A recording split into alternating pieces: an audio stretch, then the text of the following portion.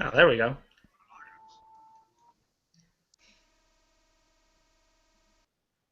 Oh my god. I was just going to the pages, Star Wars. Yes. I Ah, can't. I can't go on Facebook. I'm avoiding all social contact right now because I can't even look at the pages.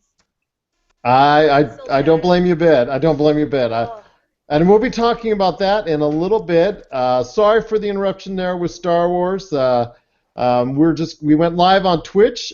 This is Game Source, the Game Source podcast number 137. My name is Gerald. Ho ho ho! With my friends behind me, Mr. Shepard, and also as well Drake. It's Game Source podcast 137. We're yourgamesource.com, and we've been taken over. Yes, taken over by Mario Party Wars. They're in the Woo! house. woo! Invasion. There you go. We've been taken over by our great friends at Mario Party Wars. Want to just give a shout out right now. Here they are. Salvador and Laryna.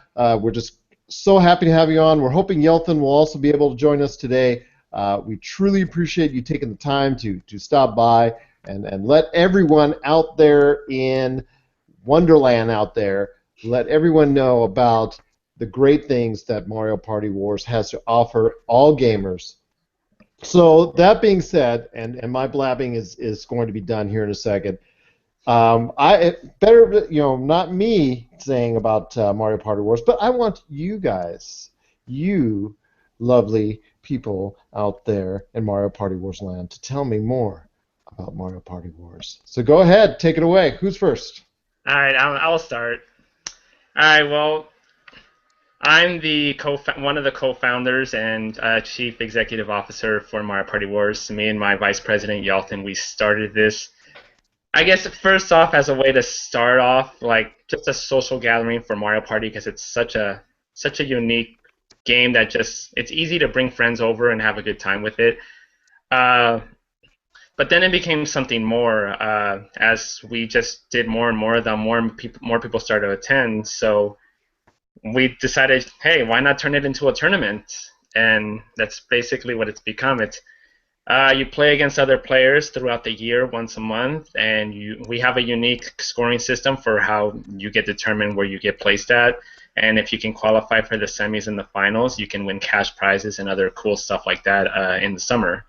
So Sweet. it's just something different. Something we're not trying to be, like the esports side, like with Evo or anything like that. And then we're also not trying to be completely casual because that's just more about having fun. We're trying to blend the two together in a way that kind of makes it work in a balanced mode for it. Well, and I can understand that because I understand that there's these tournaments as far as is concerned. What I watch on Twitch are so large, so huge, such massive productions. But still, when I watched some of the action from UNLV that you guys had as far as on Twitch, it was actually just a lot of fun when it really comes down to it as far as the interaction is concerned. And the intense rivalries that I see. I see all the thing that stuck out to me was the intense look on your competitors' faces as they oh were my playing. god.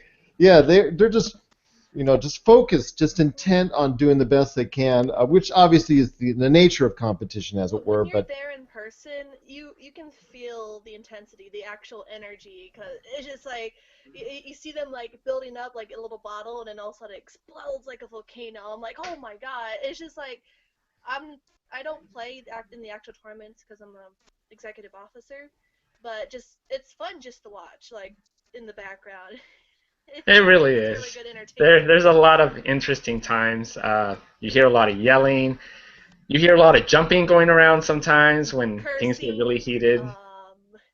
vul- vulgar display of power. Let's just say that.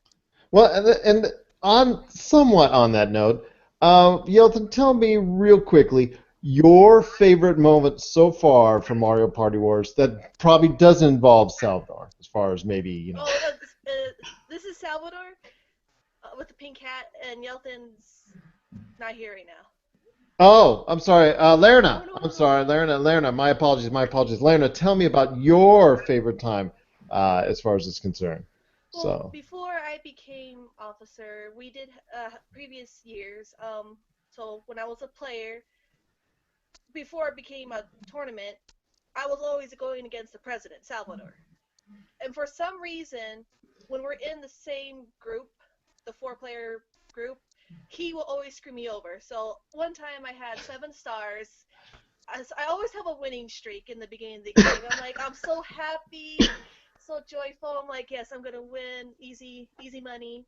But out of nowhere, this jerk is like, I'm gonna go to the store. He saves up. He has like a strategy. Saves up his money, buys some bull crap items, and then out of nowhere takes all my stars, and I'm crying. I so much frustration, and I wouldn't do the curse words right now, but I would kill this guy every day if I had to. For Uh, every time. I, He took my 7 stars and reduced it. I had 0. I had 0, and at the end of the game, he had 9 stars, and that's the short version. So well, I appreciate you letting us know that, and I could, it's just see and hear Sal just snickering away over there a little bit. But Sal, tell me about how did it grow as far as from here?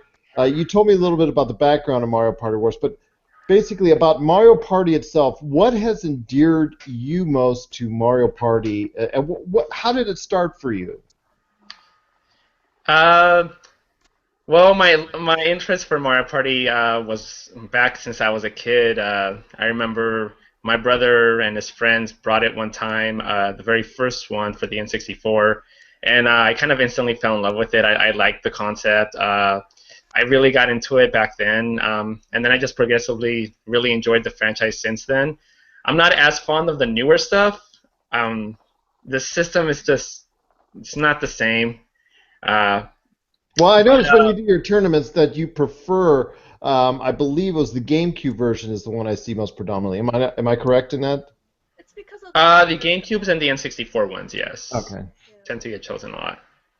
But what really struck me into creating this org was when I went to the Screw Attack Gaming Convention in 2013, was it?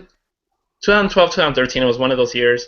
And they had an event pretty much like what we do, except theirs was just more of like a drinking social type of event.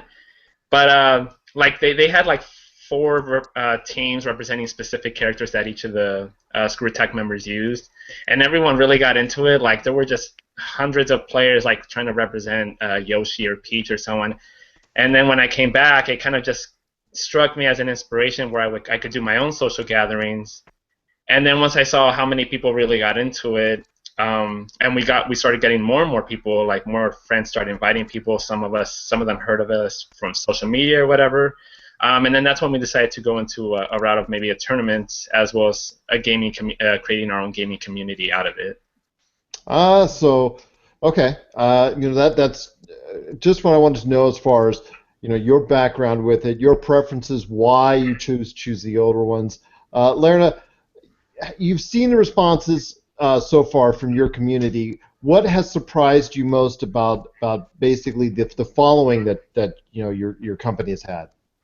Well, we started small, right? And then we decided join UNLV for a while because we were a standalone organization, but then UNLV's like, since a lot of us are students, as soon as we joined UNLV, we hit the spotlight. Like literally, we appeared front page. What was it, Salvador? It was front page, but it was like events for clubs. And as soon as that happens, it's just like we had an influx of Oh, double, triple the amount of the people. Rebel Yell, which is the UNLV news company for the university. And then when word travels fast, once you hit students, because students are college, high school, social media, it just burst from there. So we went from a good 10 people to 30 at once in the room, and that's the biggest accomplishment right there for me. Oh, that's for awesome. for for the group. I Is mean, that, once it hits 30 people in the room at once, it's just gonna get bigger, snowball as the years go on. And I've seen people outreach from as far as I've seen from. Am I mistaken? I've seen responses from as far away as Canada, as far as people visiting you from the Great White North, as far as Oh that have yeah, Yeah, connected with you. oh. Okay, our VP just joined. Hello, Yetlhin. How are you? This is Gerald, better known as Yes Elvis Lives from Game Source. How are you today? Yelton. Oh, Yeah, then. Can you hear us? Yes, I do hear you. We appreciate you joining on our podcast. We're talking about Mario Party Wars. As far as it's concerned, there's some people that are joining us on Twitch that wanted to know more about the Mario Party Wars organization and the tournaments that you guys have. So, Yelthin, just let us in a little bit as far as what your thoughts as far as being a part of Mario Party Wars and the tournaments that you guys hold are all about.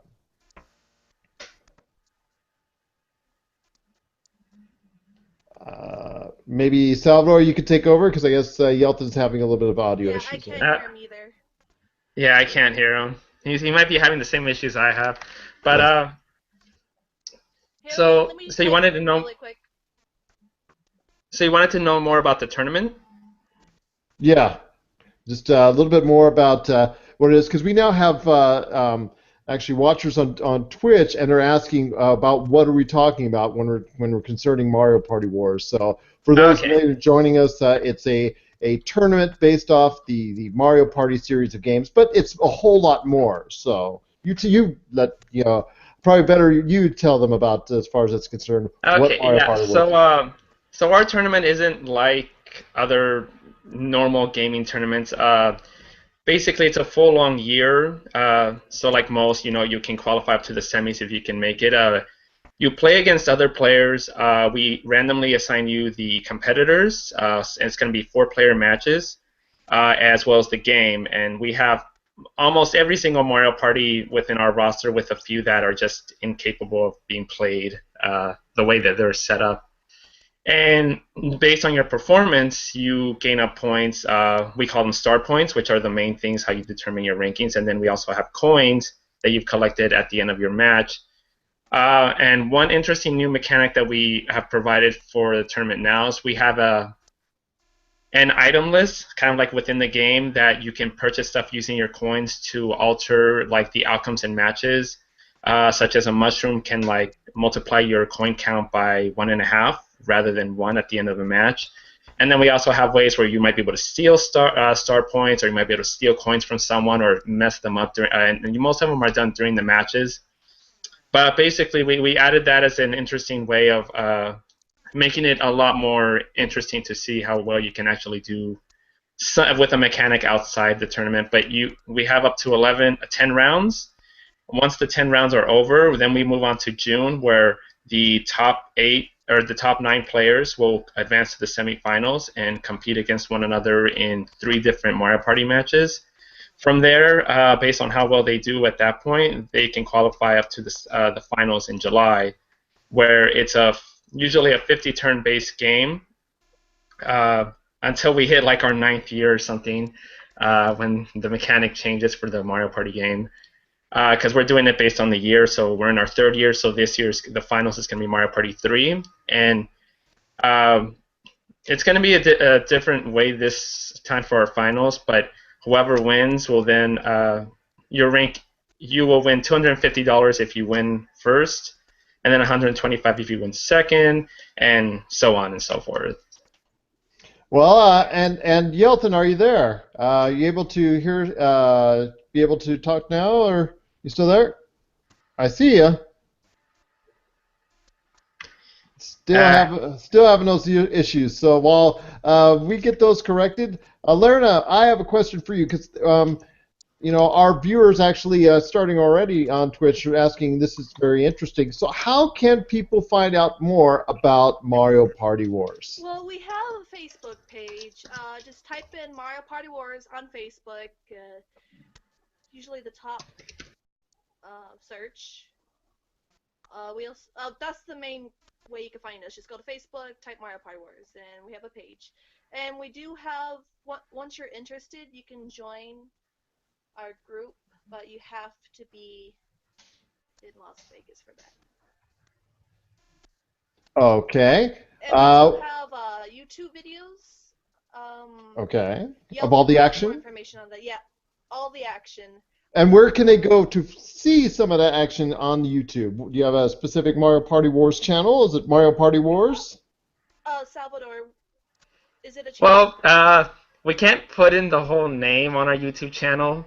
Uh, I'm guessing because it's whole copyright issues and everything with Nintendo. But it's just called Party Wars. That's the way it's spelled So on our is YouTube it channel. one word or separate? So I believe it's separate, from what I remember. So try one word, M.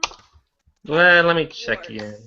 Well, what I will do also as well is, as when this gets done recording, I will try to put the link in our YouTube. If you're watching this on our YouTube, when we run if you're watching a recording of this, we're going to put it in the instructions to help you get on your way to see some of the great action from Mario Party Wars. There is some action on the Mario Party Wars page on Facebook. They're just little snippets.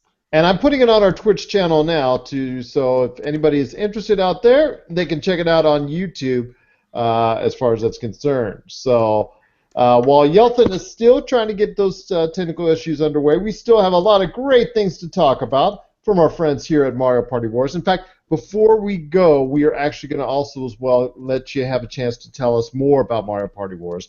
But there's a lot of great things that we need to talk about in the video game industry as well. Yeah.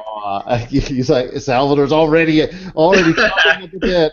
The first thing I want to talk about is, well, Hideo Kojima. He recently finally got released from his jail sentence known as Konami, and is actually, he just announced like the next day that same day, he's already establishing his own studio, and creating his next game will be a little bit of a smaller size as opposed to previous, Metal Gears and Zone of the Enders, all the stuff he's created before.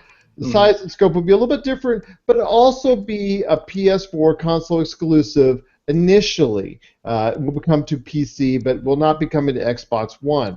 So I want to get your thoughts today. Yetlhin, Yelthin's still on mute. Want to get your thoughts today. And Laryna, you go first. Your thoughts on Kojima finally getting himself freed up from Konami. Is it a good thing ultimately for him, and is it also a great thing for gamers? There is a huge fan base for Kojima by himself, and already for Metal Gear on PlayStation 4 that came out, and having the company solely to PlayStation 4 is good for PlayStation 4 in himself, because already PlayStation by itself is making a lot of money, and they're very nice to standalone companies. So this is a great start for him. I think it's a really good idea. That's absolutely. I couldn't agree with you more. Angry Nick on our home site, yourgamesource.com, on a reviews page, did finally, I've been asking for months to share his thoughts on Metal Gear Solid 5, and he finally did, and thinks it's one of the top contenders for Game of the Year. But that being said, Yetlhin, you there? Still having issues on that. So Salvador, you let us know your thoughts on actually Hideo Kojima leaving Konami, and what type of game would you like to see from him? Would you like to see another Metal Gear-based type game? Obviously, it can't be Metal Gear per se, but just what would you like to see from Kojima?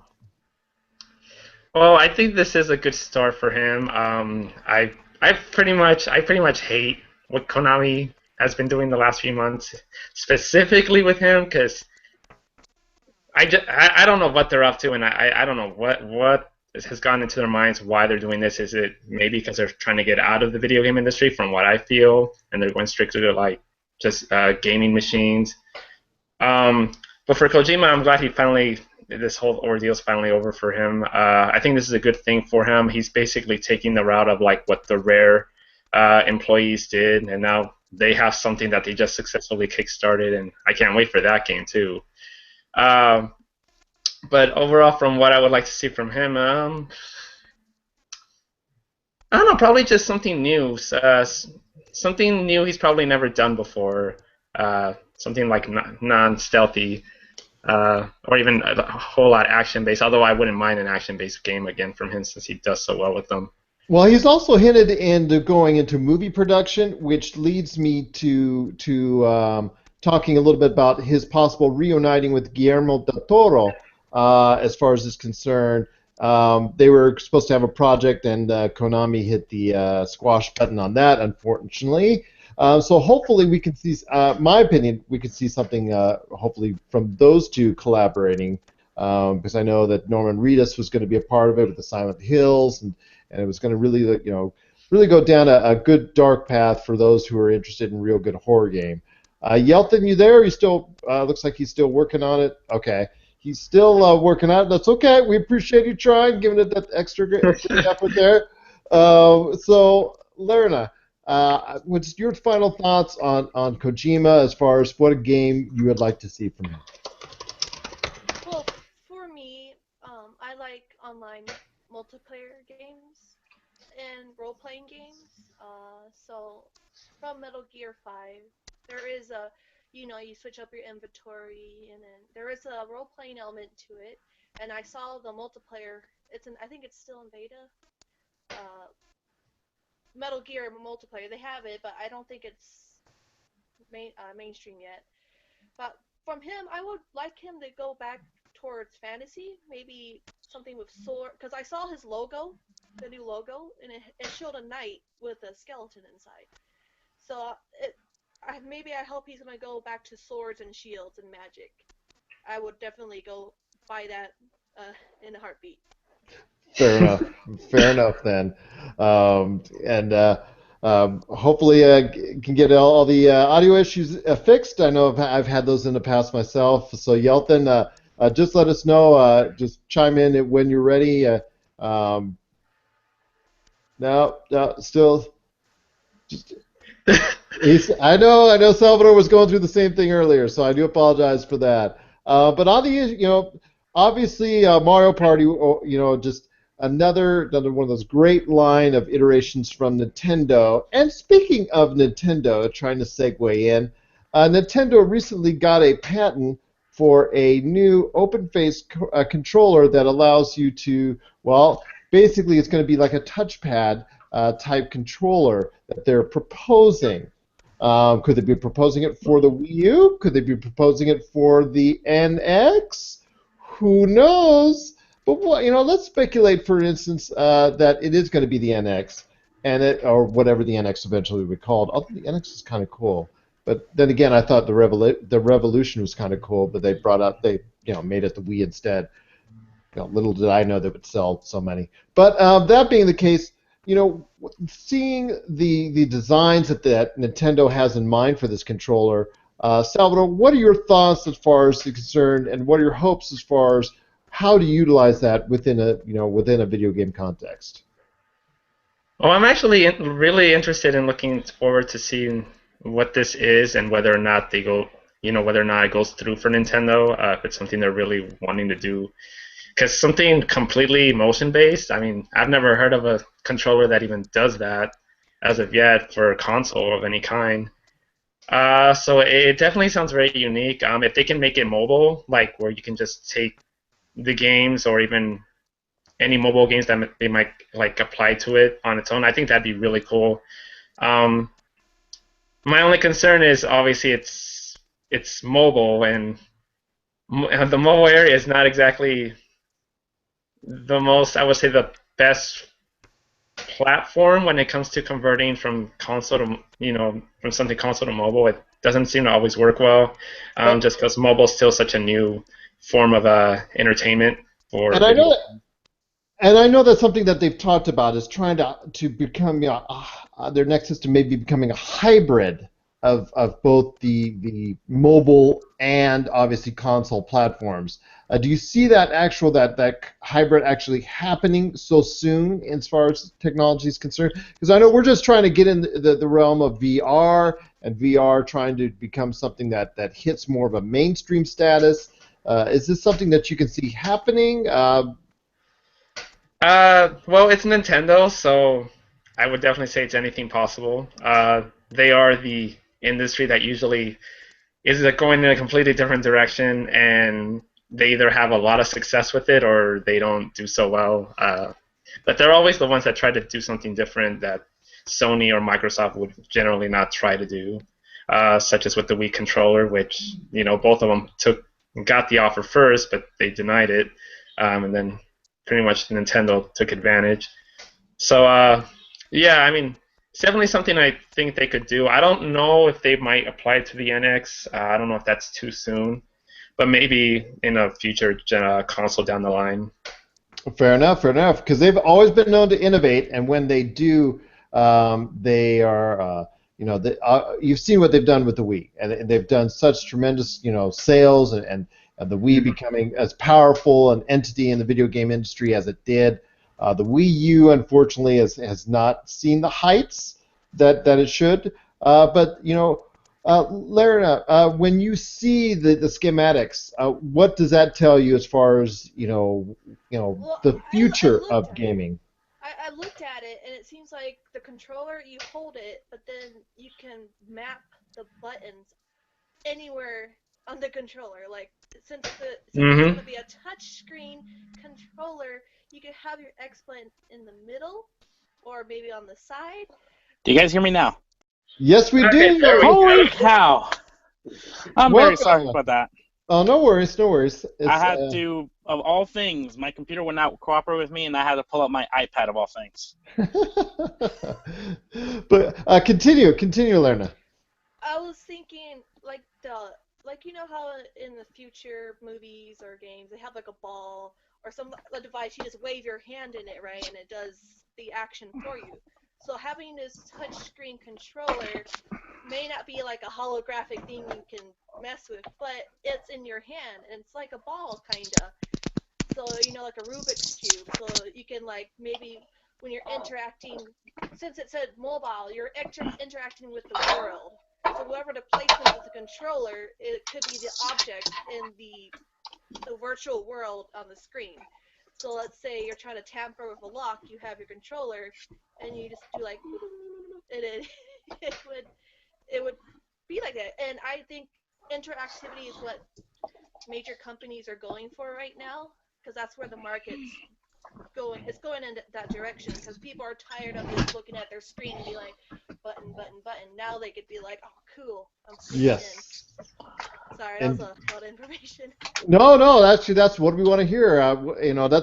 That's what the kind of talk when that word gets out there regarding these type of controllers and these type of possible innovations for the console generation. That's what we're looking for. That's what we're trying to get, is that conversation started. So I know a lot of people have their hopes, like I do, set on the future for Nintendo and the future of the NX. Yetlhin, did you want to add a little bit on that now that you're live I'm and with finally us? in, yeah. Um, when it comes to like interactivity gaming like that, I just have to think back with the Power Glove, the Wii Remote, the Kinect, all those other that try to do this whole non-controller based options, which is great. Don't get me wrong, it's gotten a lot of great ideas out there. I just think that we're still a bit away from fully implementing, because let's just put it this way: on a controller, everything feels natural. Press B to do this action, press LR to do this action. The list goes on. But when it comes to these interactivity controllers, you have to force your body to do something that seems, well, unnatural. And that's the big barrier that many game developers and many, hardware companies have to figure out, is like how to make a gesture that felt so natural as pressing a button can be. Absolutely, because And It's been hit and miss when all these with from the Kinect, and excuse me, I'm sorry, the Kinect, all these the Move, all these different so-called innovations and add-ons, have been met with either a great response or a very poor one. Correct? Yeah, if we think of a good example of a great success, think of the Wii remote. That was just a remote on all honesty, and we were able with their tech demo with Wii Sports, they were able to do a lot of great things. Yes, unfortunately, due to the Wii's hardware, they couldn't continuously add in leaderboards or anything like that. But if they could have added such a thing at the time, Wii Sports could have been a big game for interactivity and probably could have done a lot more. Oh, I'm sorry. I'll be right back. Oh, no worries. For the next Super Smash Brothers game, hopefully it'll provide a lot of entertainment on a touchscreen type of controller. So leading into that, Yetlhin, I want to hear your thoughts on Super Smash because Nintendo recently announced that yes, Bayonetta is coming to Super Smash, but the DLC is now near its end as far as it's concerned. So that means the update and support that Nintendo's going to give this current iteration of Super Smash is probably going to be ending in the near future. That being the case, I want to get your thoughts, Yetlhin, first off, on your opinion on the Super Smash for the Wii U. Was it a success in your opinion? And did it reach the heights that you think it should have gotten?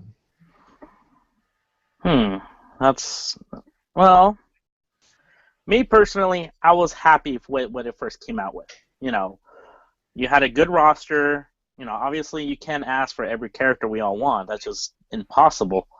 But when they started promoting DLC, I was curious. There was nothing in particular I want to see. My main, for crying out loud, is Link and Rosalina.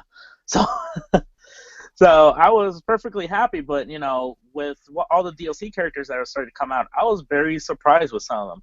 Probably the biggest one, bar none, and I think many of us would agree, is Cloud. I just thought that one just cannot happen. That character never appeared on a Nintendo console.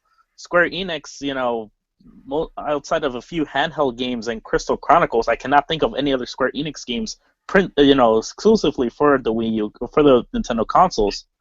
So having a character like Cloud, I think, is one heck of an opportunity. And if I'm willing to go so bold, I think a bit of a slap at Sony. Because, but also, that you're right, and actually, it is such a surprise because of their collaborations with Sony, correct? Yeah, you would think that Sony would be the one exploiting it. Yes, they have the PS4 remake coming along, but we're probably not going to see that anytime soon. Hopefully, anything within the next year, if not 2 years. Square Enix may be known for many things, but they're not exactly the quickest to release games. No. Yeah. So having for that particular character, Street Fighter, we all remember Street Fighter 2 from the days of old, on fighter games, and having them in Smash Brothers with the likes of Mario, Sonic, Pac-Man, and all the others, that's just pretty blowing away everybody.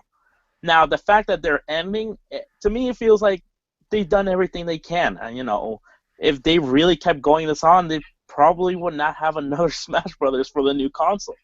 Yeah, we keep hearing these things about the NX, and, as every new console, we always get a new iteration. I'm just afraid if they would have continued with giving DLC characters, they would do like a port, and that's not what we want. We will want something newer, something fresher. We want to see Smash Brothers. Probably and me personally, my biggest thing I want in a Smash Brothers is a trailer an opening video like from Melee. Absolutely. I know it's a silly Melee or Brawl. A silly thing in the grand scheme of things, but when I grew up with Smash, probably the biggest one I played was Melee, and I think for many of us was Melee. Yeah. So one thing I remember just blew me away was that opening cinematic. I was willing to play it, plug it in every time, and just sit there for the full minute for the opening video. So that's kind of always been a big thing for me. I want to see, a lot like that one opening video, and Brawl did okay. I'll give it honest, but the Wii U one, I know they released all the character opening videos, but it's not the same as the opening video every time you put in Smash Brothers. Indeed, indeed. And Hmm. Sal, do you agree, or did Super Smash meet all your expectations? No, I'm on board with the same way with Yetlhin. I felt, especially at the beginning, it pretty much felt the way I wanted Smash to be at that point compared to Brawl, which was okay to me. Melee was really fun, and I'm glad they brought kind of a combination of the two. Um, the DLC kind of caught me off guard at first because Nintendo's not known at all, if ever, to do anything DLC related because they always make sure they put everything in right then and there. But definitely, it's kind of cool that they did come on board with joining Sony and Microsoft, who do that a lot. But definitely the one with Cloud that caught me off guard a lot because just like with Snake, and even with Snake, I wasn't expecting that in Brawl. Uh, it was just something I wasn't expecting at all for anything DLC related from Nintendo. Especially knowing Enix, they don't even like to have their characters put on anything other than what they have on their own. So definitely a big shocker. Bayonetta was a little bit of a shocker to me, but that one was a little bit more expected. But I'm And definitely happy overall that they're ending it. I don't feel needs to keep going on DLC wise, because then that's just going too much. I'm like, I'd prefer seeing another Smash with something new to it being added on, Mhm. rather than just keep seeing the same game just with additional content being added. Yeldon, did you want to add before I get to Lerna, and then did you want to get well, something I in did there? want to mention two things when you mentioned with Bayonetta. I saw it coming a little bit, and that just because, again, you know how Bayonetta 2 came exclusively for the Wii U. So I figured Platinum Mhm. Games would have been working with something with Nintendo about adding their character into Smash Brothers. That was just my tidbit. The second tidbit is like an overall with Smash Brothers, like, when they made this game, they target, just about every type of audience they can muster. They brought the Wii U game adapter, a GameCube adapter for all the Melee and the Brawl players. Hmm. That was not unnecessary. They could have just said, you know what, guys? You guys got to suck it up with the new controller options. Done. And no, but they decided to, tread carefully and, get a special peripheral for it. And heck, you can even use two for crying out loud. You know, again, for all the other popular fighters, you have to invest $200 at minimum to get a proper fight stick, Yeah, I and that's agree. not, Yep. you know, again, it's something they didn't have to do, but yet they did it. So it's just one of those things. Again, with Nintendo DLC, this is their first generation where they've properly been able to handle DLC. So Absolutely. And throw another example in there, Mario Kart 8. That game was complete at the start when it launched out in what, May? Was it May? I don't remember. Anyway, um, yet they decided to release a full half of a game, completely workable, completely integrated into their online services, all for what not even half of what you paid for the game itself. So again, it's not, Nintendo, even though this is their first step into DLC, they seem to have a good idea of what they want to do, what they want to offer, which is complete additional content without feeling anything left out. Because that's my biggest gripe with a lot of DLC. It's just that you're paying extra for what maybe should have been already included in the game. Lerna, any final thoughts on Super Smash as we close out this epilogue of Super Smash? I kind of got misplaced. Someone entered the house, family member. But from what I've seen, I like all the additional characters because from Super Smash, Melee, before Smash 4, people got tired of playing the same characters from over and over. So they made their own little projects like Project M, Project X, where it was just they always use the same model, but they new characters like Cloud. There was a custom-made Cloud for Melee using a mod. So having the ability to always have a new character, it's always refreshing the game, making the game brand new. Because a lot of people, there's a lot of tournaments, so it changes the game entirely. and changes the standings for those tournaments too, because there will always be the same character at the top because it's the best character, and now there's a new competition. Fair enough indeed. And that being the case, um, one last thing before I want to go, as far as it's concerned, I want to hear more about Mario Party Wars, and we got a lot of people out there that are talking to us, and just really appreciate both Eric DeRode and DMX Naughty T and Mike Hess, who are actually watching the podcast as we speak, and then everybody else who's watching us right now on Google Hangouts, and who will be watching us on YouTube, on our Twitch when it becomes a highlight, and also as well as if you want to listen to it, the podcast in all of its amazing audio glory, just want to check us out at yourgamesource.com. On our podcast page, it will be right there as Game Source Podcast 137. Because Mario Party Wars has taken over today, and they are here, and they're just in force, and we appreciate Laryna and Yetlhin, and yes, you too, Sal, for joining us here on the podcast. But we want to know more about Mario Party Wars. So, Yetlhin, I didn't get your thoughts on your memories, your experiences with Mario Party Wars, and just basically a pitch to everyone out there why they should become a part of the Mario Party Wars action. All right. Well, as regards to memories, I started with the GameCube series. I used to rent them back. I used to rent them on Blockbuster. Yeah, I remember that. But that's mainly how I got them exposed. I played them mainly by myself. But the way me and Sal got into Mario Party, it started even beginning to work with Mario Party Wars, was through Screwtag's Mario Party After Dark. He went to see it live. I've been streaming it since whenever they started on their 24-hour marathons and whatnot. And after that, he and I started thinking together. We gave it a test run. It worked, and after that, we've just been rolling with it. Mario Party Wars is something we just did casually once, and everybody seemed to like it, and we did it again, and we decided to make it an official organization, tournament, and whatnot. And honestly, the idea behind Mario Party Wars is just to bring back, like, the times when we all were all kids, got together, and play and have fun. Yes, Mario Party itself has a bit of a competitive streak, but it's more aimed for for those people who just like being together, playing a game together. Has it got really intense? I know we were talking earlier about the intensity that the competitors have that I've seen when you run it on Twitch, from UNLV and whatnot. But what are your some takeaways as far as the competition is concerned, and some of the competitors themselves and how they get playing Mario Party? Oh, I think it's absolutely hilarious, to be bluntly honest. It's just, I cannot imagine seeing any of this kind of reactions like anywhere else. Like, you have Evo, you have the other ones that they do bring their own level of hype and their own level of, I guess, rage. But but this one's more like,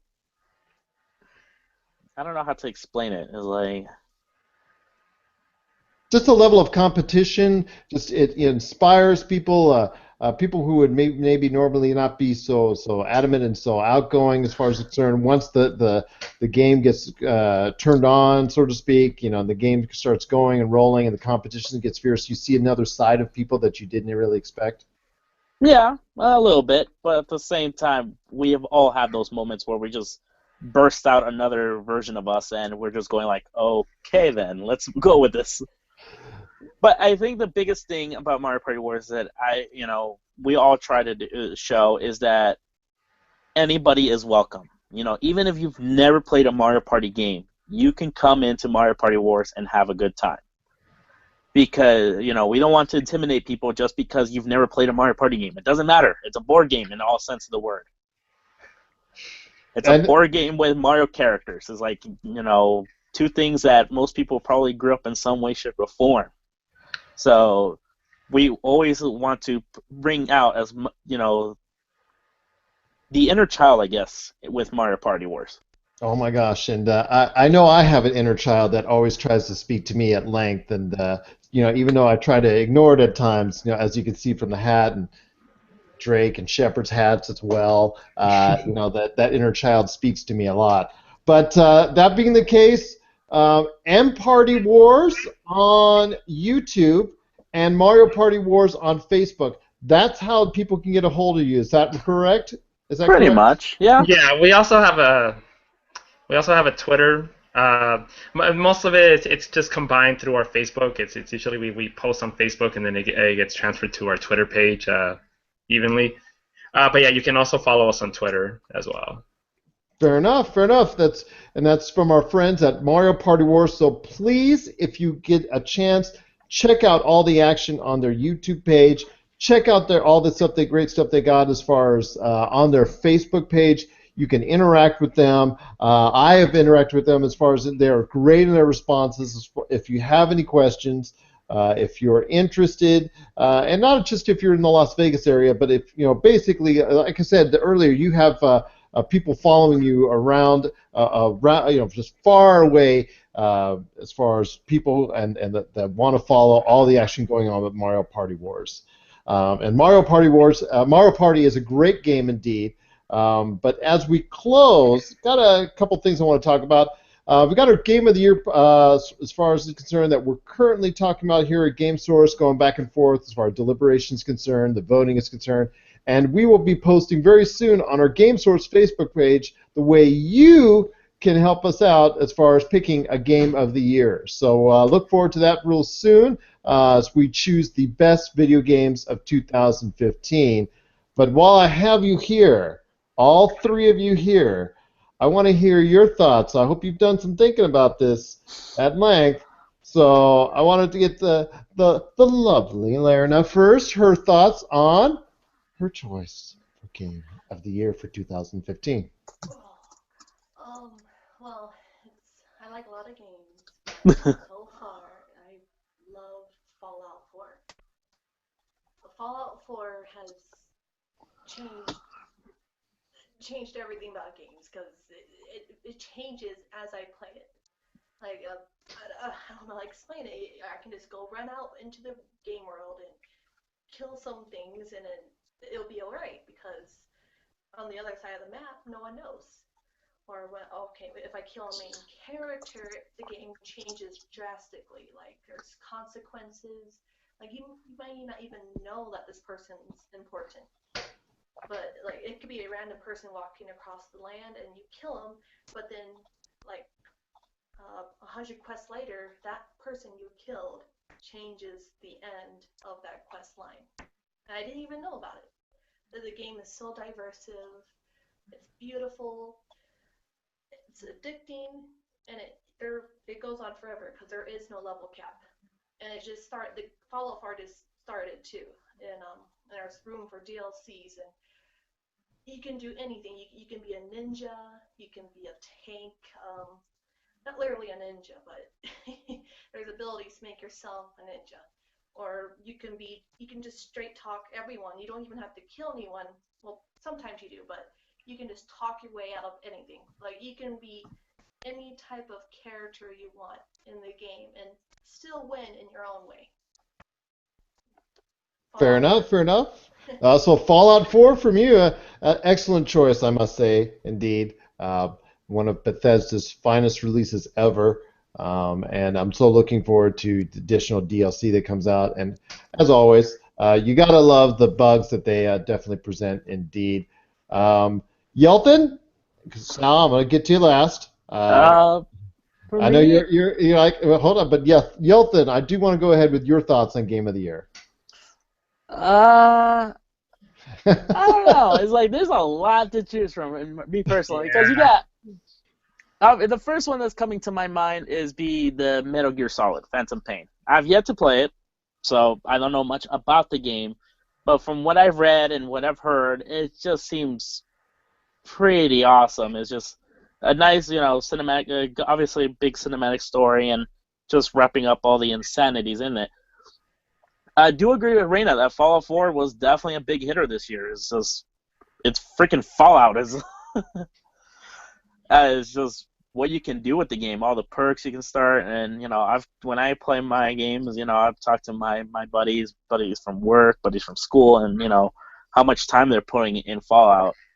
But one thing I can personally say I played and I've enjoyed a lot would be, well, Super Mario Maker. Sorry, I'm a little Nintendo biased here. So No, that's no problem at all. It's a very highly rated game. It's also as well a truly landmark achievement in the video game world as far as being allowing the consumer to go ahead and build their own Super Mario levels. Is just truly something that a lot of fans like you and I have been dreaming about for many a year. Yeah. Yeah, exactly that. Is like, I've never gotten to create my own Mario levels. Most of us probably had dreams when we were kids. I grew up with Super Mario 64, but I remember when I had my Game Boy Advance, I played all the old retro games, from the Super Nintendo era and the Nintendo era. So it was really a fun experience just starting to finally, play other people's levels and play my own. Obviously, I stay away from the Kaizo levels because those are just insane. But another one I've played and actually have had a good time with would be Halo 5. Every time I played a Halo game, a main entry Halo game, I always get a good time with the story, with the lore, the gameplay. The multiplayer is insane on that game. So I'm not saying the other ones aren't of similar genres. I know every year COD comes out with their own iteration and everything, but one thing I always look forward to in a game is story, and one thing I always find a story within FPS is, well, Halo. Fair enough. And last, but certainly not least, Salvador, want to hear your thoughts.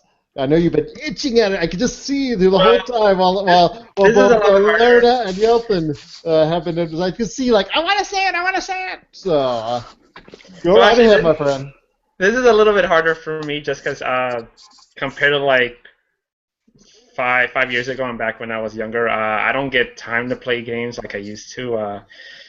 Mario Party Wars and school and work and all this it just all keeps me busy, and so I don't even really get the chance to buy games, let alone play them, just because of that. But from what I've been able to play this year, and I also have to say that there are a few that I really would try to put Game of the Year, but because I haven't played them, I can't say. I think Halo would definitely be one. Fallout 4 for sure. I love what they did to this. That's compared to 3 and New Vegas. Some of the new concepts they added. Definitely Metal Gear 5. Freaking love the cinematics on that one, and just overall, I'm a huge Metal Gear fan. I've been playing it since the beginning, so.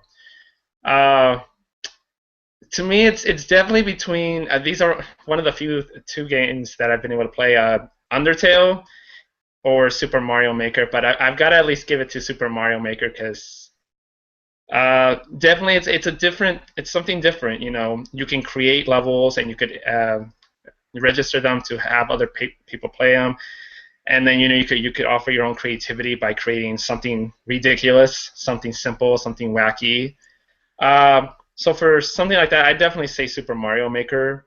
But I'm in love with Undertale. I gotta admit, when they first came out, when I saw the trailers and just all the videos that were about it, freaking instantly grew on me. It's an 8-bit style game, and I'm a huge retro gamer, so there's that. The music is amazing. The overall storyline is awesome. So yeah, I definitely go with Super Mario Maker, but Undertale would be my second choice.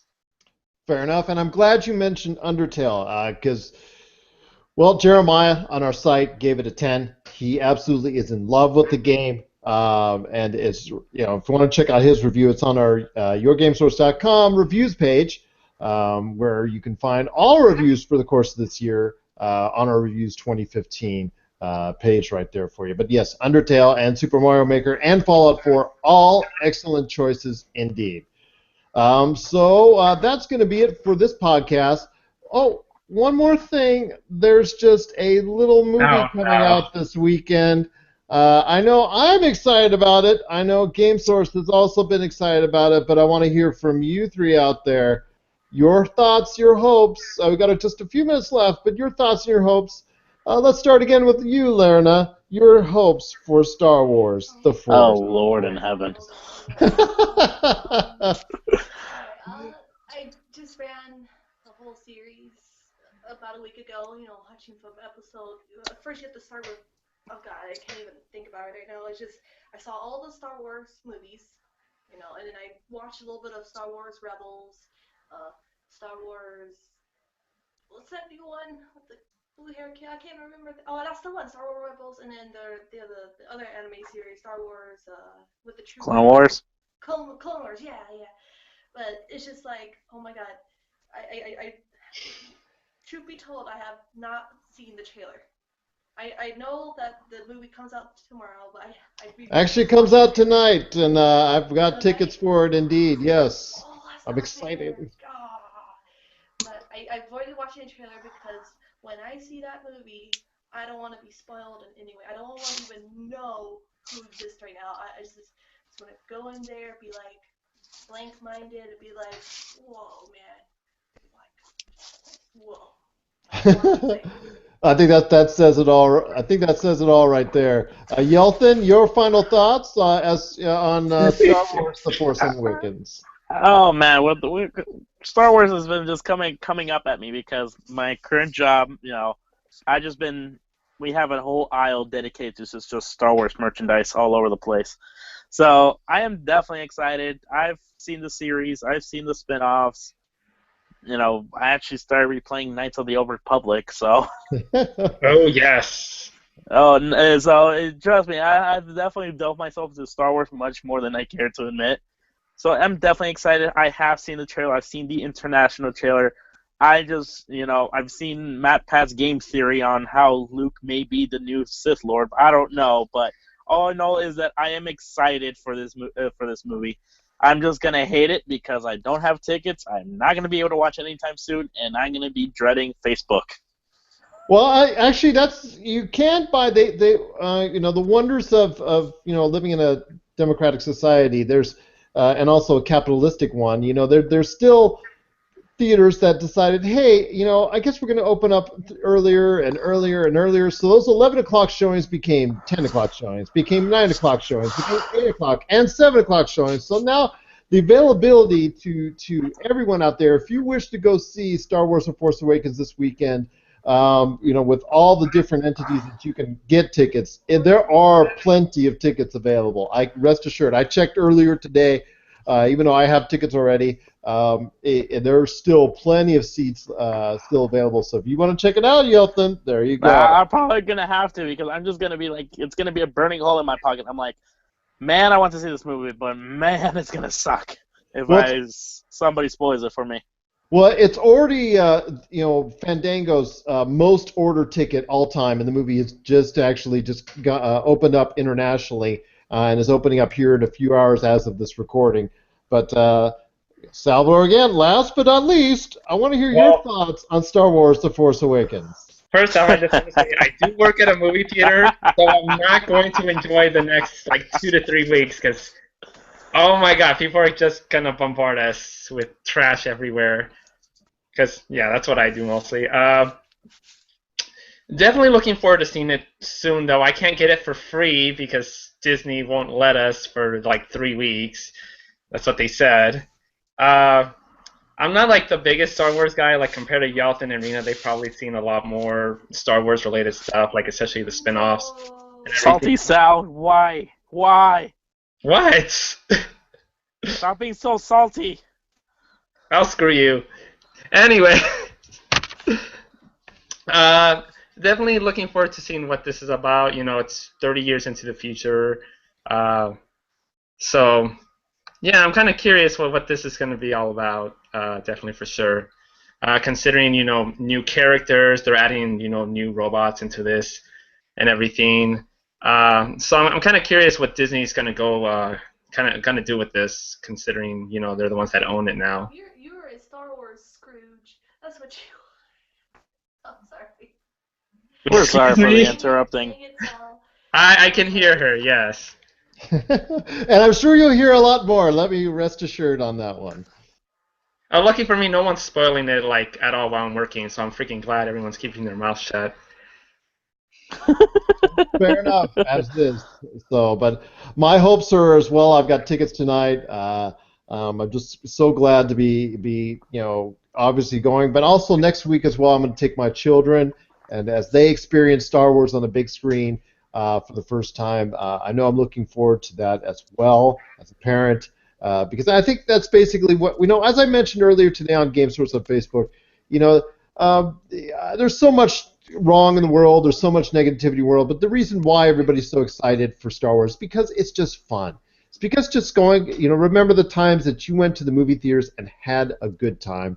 And then hopefully the Star Wars Force Awakens showing for you will be that very same thing. Just Plus, taking it's in, you, I was just saying, plus taking it's in a galaxy far, far away. It doesn't have nothing to do with this world, right? Exactly. And here's hoping that for everyone out there, the movie is what you want it to be, and hope you have just a fantastic time. But again, I just want to thank everyone for Mario Party Wars. I've got again, thank you to Yetlhin, thank you to Laryna, and thank you to the Salvador as well. We appreciate every one of you for coming on to the podcast today. That's M Party Wars on YouTube and Mario Party Wars on Facebook. If you get a chance, it is a must. You have to check them out. If you are interested at all in the Mario Party Wars scene, if you are interested in Mario Party, learning more about the tournament itself, is truly, truly a great experience. It's a lot of fun from what I've seen as well, and I highly encourage you to check them out. It's Mario Party Wars on Facebook. They go there and they will let you know they're great people, and they really will answer all of your questions. So for me, Gerald, better known as Yes Elvis Lives, for Laryna, Yetlhin, Salvador from Mario Party Wars, this has been Game Source Podcast 137. For us, it's yourgamesource.com, GameSource on Facebook, at GameSource on Twitter, GameSource on YouTube, and Game_Source on Twitch. We appreciate you watching, you listening, you following, and you liking us. We truly appreciate the time that you take in checking us out and checking Mario Party Wars out. We truly appreciate taking the time to be a part of as well the podcast today. I want to thank you for joining us. We wish everyone out there just a wonderful time watching Star Wars: The Force Awakens this weekend.